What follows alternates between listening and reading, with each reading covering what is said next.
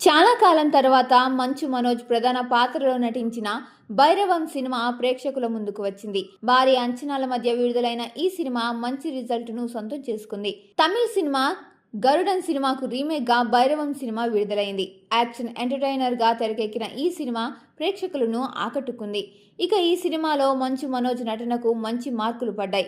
భైరవం సినిమాతో solid comeback ఇచ్చాడు. ఈ సినిమా ప్రమోషన్ లోనూ మనోజ్ హుషారుగా పాల్గొన్నారు. తాజాగా ఓ ఇంటర్వ్యూలో మనోజ్ మాట్లాడుతూ భైరవం సినిమా గురించి ఆసక్తికర విషయాలు పంచుకున్నారు. అలాగే జూనియర్ ఎన్టీఆర్ తో ఉన్న అనుబంధం గురించి కూడా మాట్లాడారు. గతంలోనూ మనోజ్ ఎన్టీఆర్ గురించి కూడా మాట్లాడారు. ఎన్టీఆర్, మనోజ్ మంచి ఫ్రెండ్స్. చిన్నప్పటి నుంచి ఇద్దరు కలిసి పెరిగారు. అలాగే ఇద్దరు పుట్టినరోజులు కూడా ఒకటే.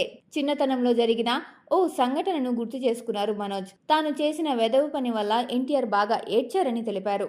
చిన్నతనంలో మేము ఏదో 6వ 5వ తరగతి చదువుతున్నాం. ఓ పెళ్లికి వెళ్ళాం. అక్కడ మేము ఓ ప్రయోగం చేశాం. ఒక బెలూన్ను తీసుకొచ్చి దానికి మంట పెట్టాను. అది కాస్త ఎన్టీఆర్ చేతికి మంట అంటుకుంది. దాంతో ఎన్టీఆర్ బోరుమని ఏడ్చేశాడు.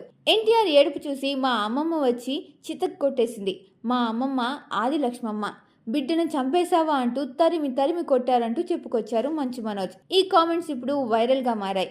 గతంలో మంచు లక్ష్మి హోస్ట్ గా చేసిన ఓ షోలో ఎన్టీఆర్ కూడా మనోజ్ తో చేసిన అల్లరి గురించి మాట్లాడారు.